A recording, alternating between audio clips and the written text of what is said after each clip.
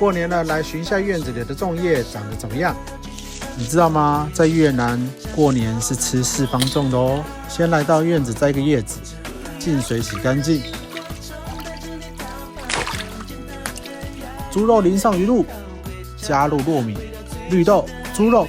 相传在越南某一任帝王过年时，要求各皇子献上拿手好菜给父亲，大家都是山珍海味啊，只有最小的皇子做了个四方粽。父亲觉得越南是稻米之国，而他用平民的东西制作出美味的料理，不浪费，将来一定是勤政爱民，于是就将地位传给了最小的子。